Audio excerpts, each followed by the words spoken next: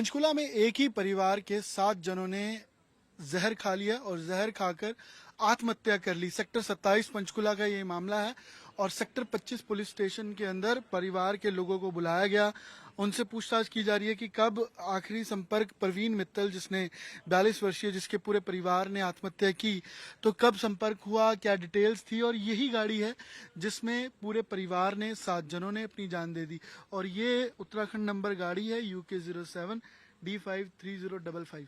और इससे ये लगा फर्स्ट इंडिकेशन में कि शायद उत्तराखंड का परिवार है। जो लीड भी मिली पुलिस को और जिन्होंने पुलिस को इन्फॉर्म किया, और देहरादून के ही परवीन मित्तल थे, 42 वर्षीय, जिनकी पत्नी, माता पिता और 3 बच्चों ने ऐसे ही कपड़ा तौलिया टांगकर दोनों, तीनों और चारों तरफ से शीशे के ऊपर अंदर बैठे रहे और जब जहर खाया, सुसाइड किया, तो उसके बाद यहीं पर जान चली गई। अब देखिए, आपको गाड़ी के कुछ ये रिसिनिया, जो सिरप है उसके कागज, जो डिस्पोजल है उसकी पैकिंग है वो नज़र आ रही है। डैशबोर्ड खुला हुआ है और अंदर, क्योंकि जो चश्मदीद थे उन्होंने भी बताया और गाड़ी को देखकर पता भी लग रहा है कि अंदर कैसे एक के ऊपर एक चढ़े होंगे। जब उनकी जान निकली तो कैसे, किस हालात में होंगे, अंदर उल्टियां तक की हुई थी। और यही कपड़ा ढकने का भी कोशिश यही थी कि शायद किसी को पता ना लगे।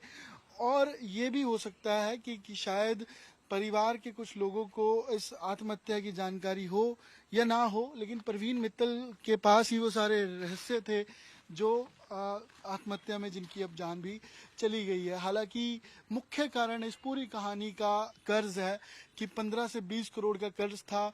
10 साल पहले बद्दी के अंदर एक स्क्रैप की फैक्ट्री थी जहां से शुरुआत हुई और उसके बाद दूसरी एक और छोटी फैक्ट्री लगाने की कोशिश की गई। मकान था, फ्लैट था, लेकिन सब कुछ इस कर्ज की चपेट में आता चला गया और 10 साल के बाद आ जाकर वो बिल्कुल जीरो हो चुका था। और 15 से 20 करोड़ का कर्ज था जिसके तले परवीन मित्तल अपने परिवार समेत इस संसार से चले गए। और उन्होंने सुसाइड नोट में लिखा कि यही कारण है संसार से जाने का, और आत्महत्या उन्होंने कर ली। और अंदर भी कुछ सामान भी बिखरा पड़ा है। छटपटाहट जब हुई होगी जब आत्महत्या के बाद, तो वो कुछ ना कुछ जरूर